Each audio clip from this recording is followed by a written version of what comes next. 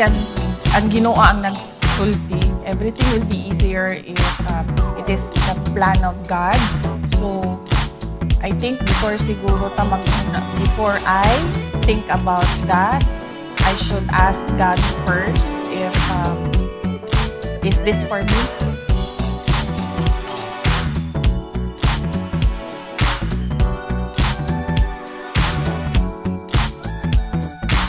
Siguro, para hindi tayo magkamali, we need to pray for wisdom on how to go about it and how to decide.